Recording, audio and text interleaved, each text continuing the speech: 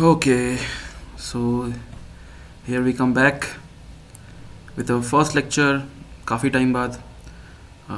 Happy winters to all of you, all the students from CSBS, all my subscribers, all my family.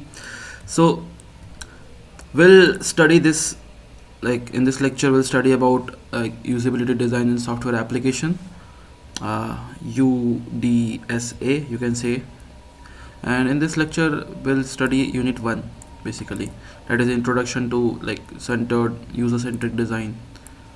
Before that, before going deep down into the concepts and the definitions and other things, the complications of this unit, let's first discuss what is this subject is all about. Is it even beneficial for us to learn, or is it only for for to qualify a certain exam, or anything to study just a theoretical subject? What is this, Harsh? What is exactly about this unit? So basically, I would say it's like a brainstorming thing. You have few ideas, when you design a UI, for example. For the one who doesn't understand what is a UI, so basically in a software, you see the icons, the buttons, the colors, the everything you see in the software is the UI basically means is a user interface. So you see a user interface, and you need to design this user interface in such a way that it should be attractive to the customer, or it should be attractive to the user using that interface. So we think a lot of framework, a lot of styling, a lot of things. There are a lot of things that you can implement to make your website attractive. For example, you look about this. This is also designed by a UI or UX developer. What what do you see? If this is a type of search engine, what do you see here? You can see Microsoft logo, simple search thing. You can see there is a option. So a kind of a minimalistic design. This is an example of user interface. You don't need to bother anything ki where did I need to search a thing. You don't need to bother, it's all in the screen only. This is called a user interface, and it enhances user experience, it enhances my experience. I don't need to search anything in complex to the thing. Or if you can visit there, it's just a demonstration. You can see how cluttered it is. Are you able to see what should I do in this website? I just want, for example, I just want to view my balance. I can see the login button where I can log in, and you can see it's too cluttered. Yeah, it's not a good interface, I would say. You see, in the front page only, there's a Facebook button that connects with SBI. What the heck it is? So I would say it's not a its website. The UI is better, good, but it's not as comparatively this UI. It's not good as Microsoft. Obviously, SBI is a poor UI, I would say, and the experience is also not good. So these are the things we need to understand, ki how to make a software in such a way that the user should be attracted, should appreciate your product. So this is the thing we need to study in this unit. The topics we're gonna discuss is the basic of user-centric design. What is a user-centric design? Basically discussing about the introduction, and then we'll move to the aspects of user-centric design, like product, appreciation, assignment. What is it? Evaluating the product based on certain user aspects. What user expects from you, basically. Its aspects means the key points. What are the key points? The key points are functionality, how good your website is in functionality. That is a major key point, I would say. The second is ease and use, how easily you can use that. Third is ergonomics. Ergonomics means you don't need to be there. There should not be any physical or mental constraint or stress while using your application. And third is aesthetics. That is most common in Gen Z applications. When with the Gen Zs are using the application, aesthetics is very important. Without aesthetics, I don't think any website would scale or basically used by any other application, youth or young people. So we'll study all of these things in this lecture. So let's start without wasting any other time. Let's start. These are the notes. I will post these notes in the group. Okay, shall we create a group, or I'll post that in the like YouTube description only, or I'm thinking to create a Telegram group. I got an idea. So like comment down below ki you want a Telegram group to be there, where I can share all the notes, or you want it in the description only. Don't need to hassle about this Telegram group stuff.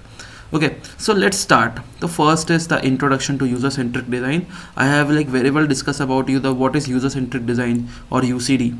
The user centric design is an iterative design philosophy. What does it say? It says is a user centric design is an iterative design philosophy. Iterative design is a keyword here. Iterative means ki you have designed something, then you go for a feedback कि whether it is good or not. In my vision it's good, in my case like I have developed it, so I am thinking it's good, but you need to think about the perspective of user. So if the user wants something like, for example, if I would design this web page, I would say Microsoft should be more larger, the logo should be more larger, but when I like gone through the user like perspective, he would say yeah, it's the smaller maybe might be fine. So these are the things. So then I changed it, then I again go for a feedback, then got some other inputs, then change it. So this is a iterative process, very important. It's an iterative philosophy and a process that places the user needs, wants and elimination at the center of every stage in the design process.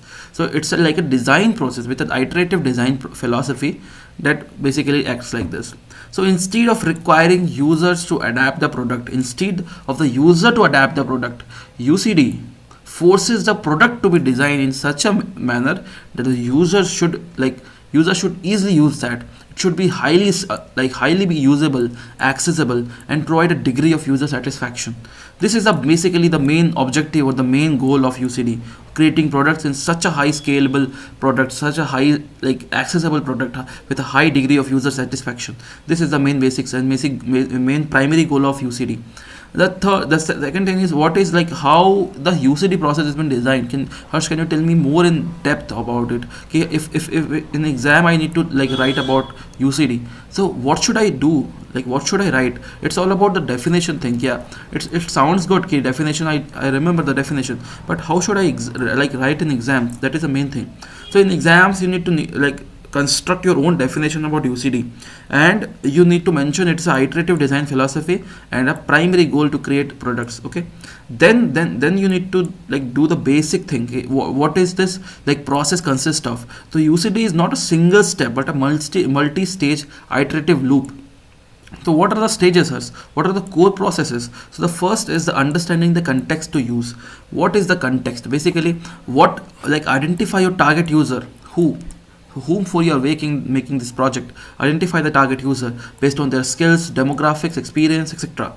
What like determine what tasks and goals the user try to achieve from the software you're designing.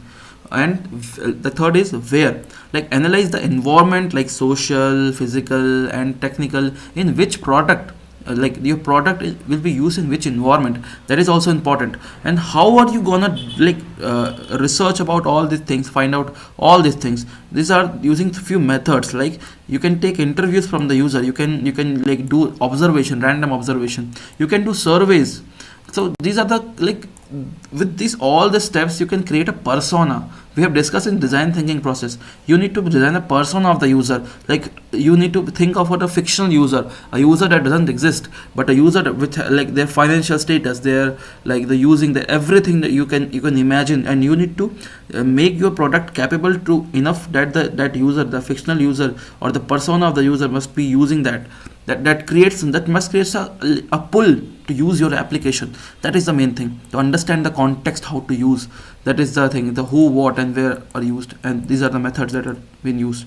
The second is specific user and business requirements. Wait, let me check, is it recording? Yeah. Specific user and business requirement. So you need to understand the business requirement, the context, the clearly define the user needs in a specific requirement. So you need that the business requirement. For this we have a SRS. If you know software requirement, like SRS, you would say software requirement. There's a document basically that contains everything about the software, including this business requirement and everything, technical like depth subjects. So this requirement must also be balanced with the business or project goals.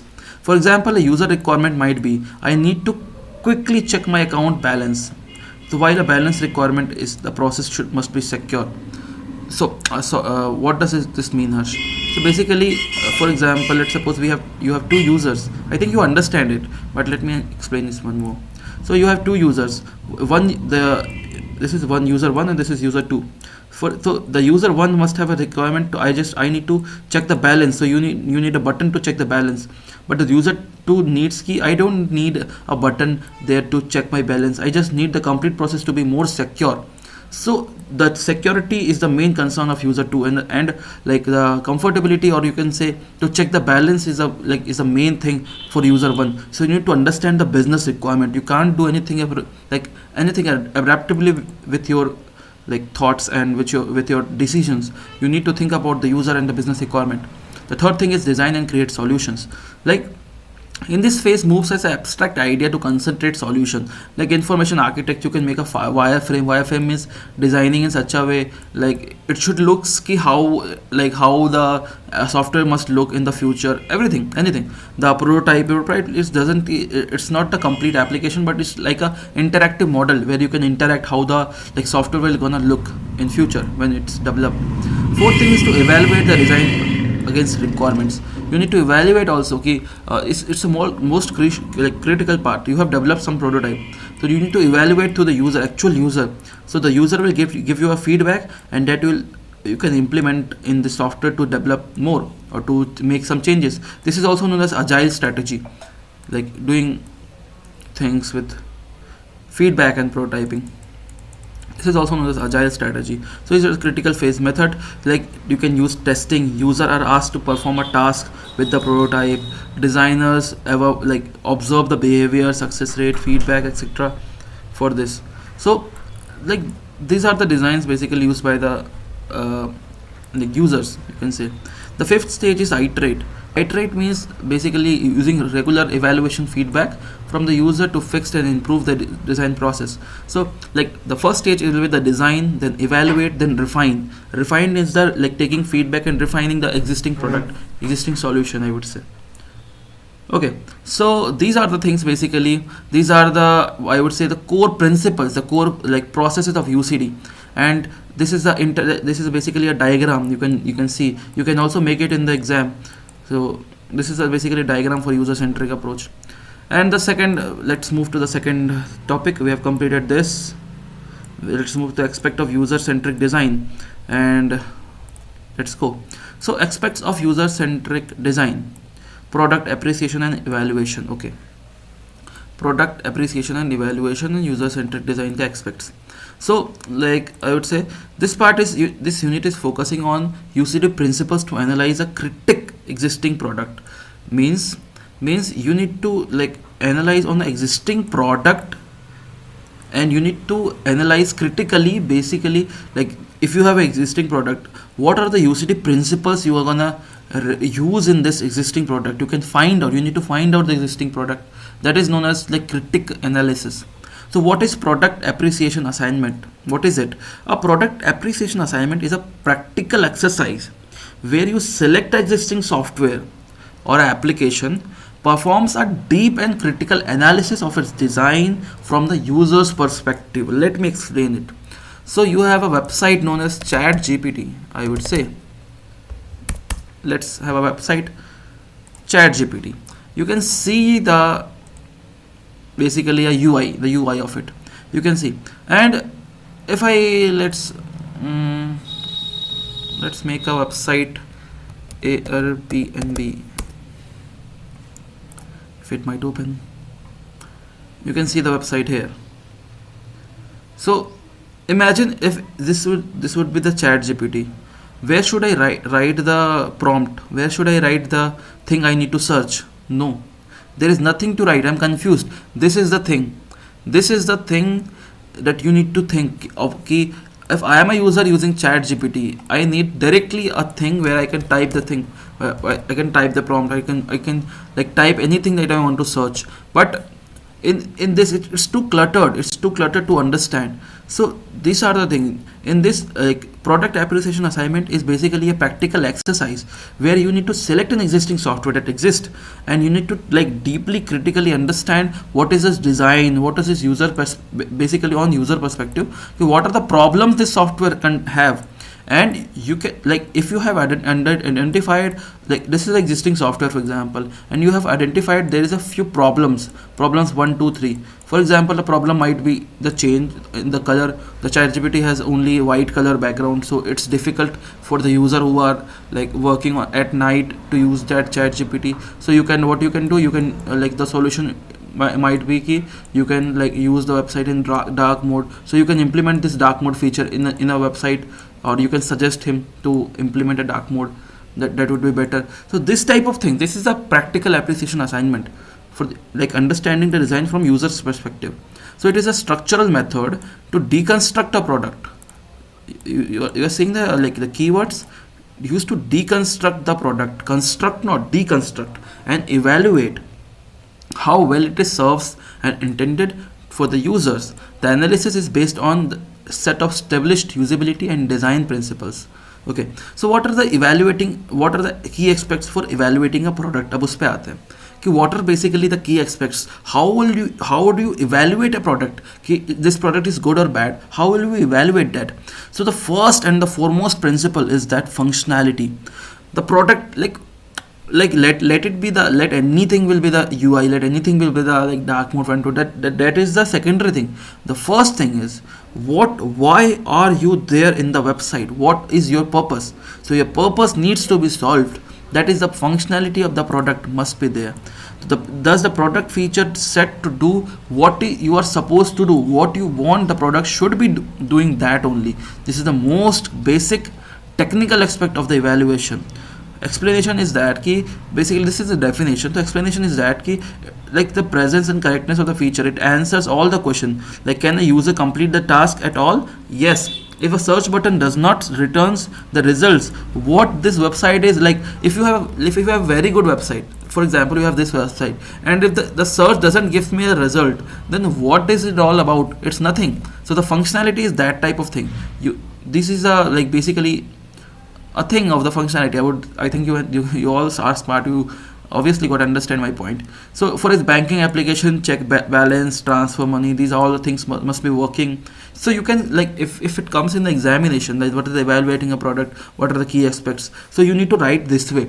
First is the definition, then you explain the definition what you want, and then like how will you evaluate, or you can take an example of it, or you can make a diagram of it, like this type of diagrams. So these are the things you can like do with this. So check the bugs, errors, and like missing features, other things.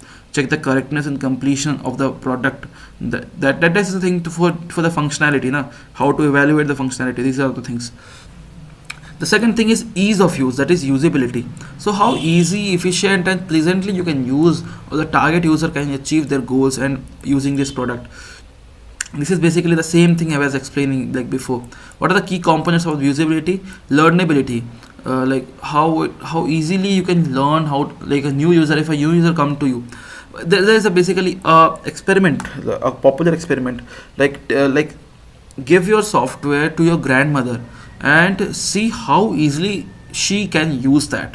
That is a very popular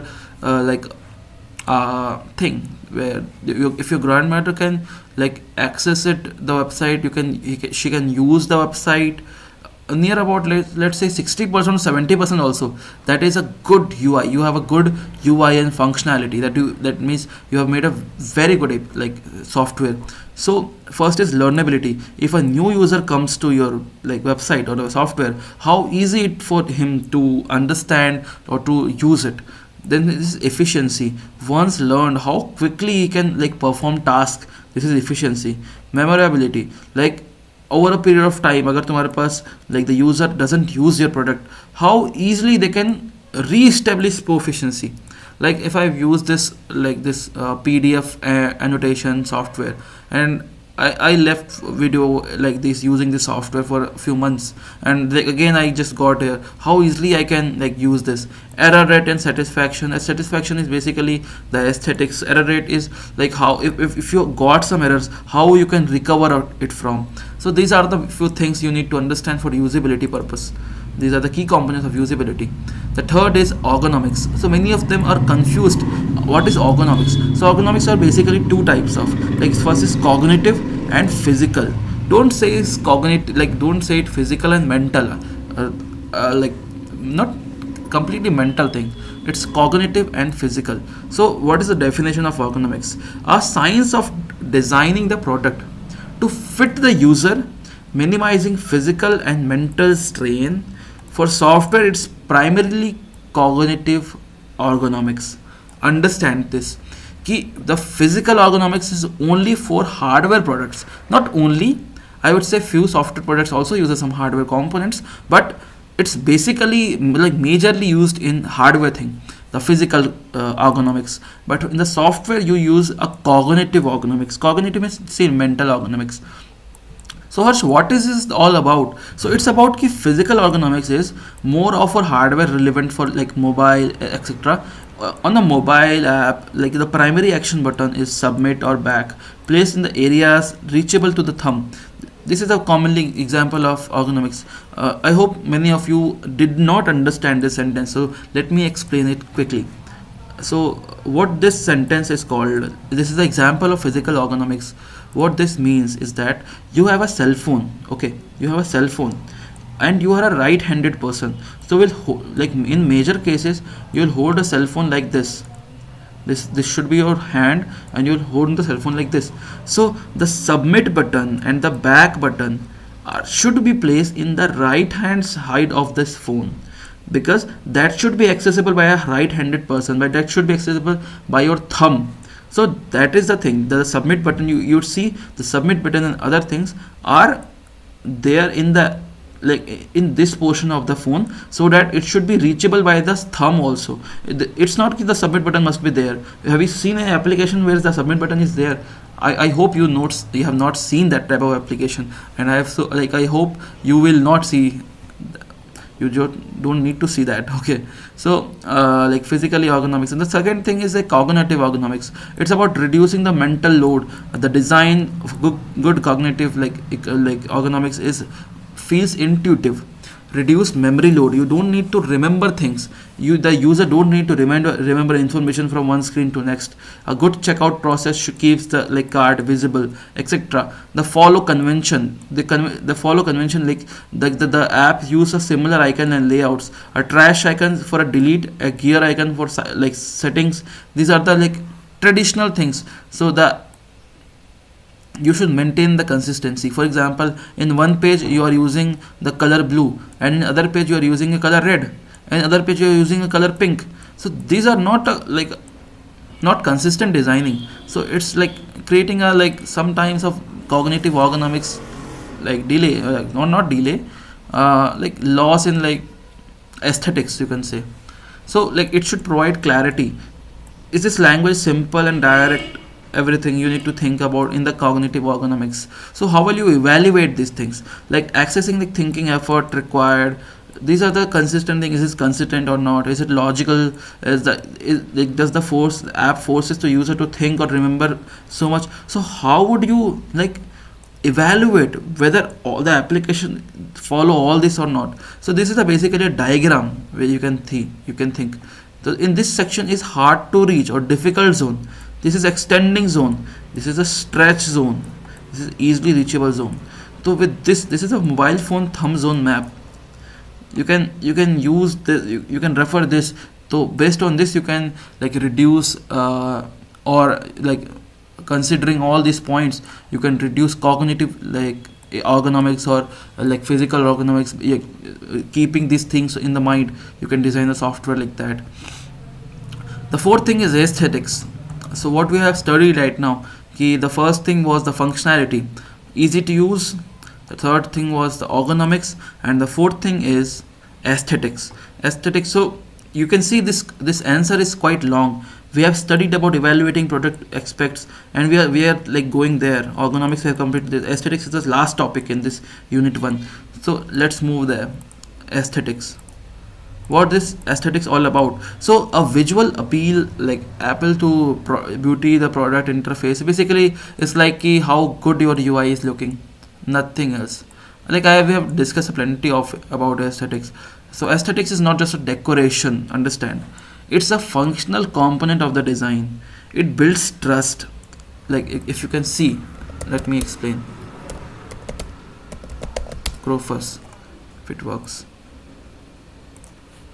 Zomato. See.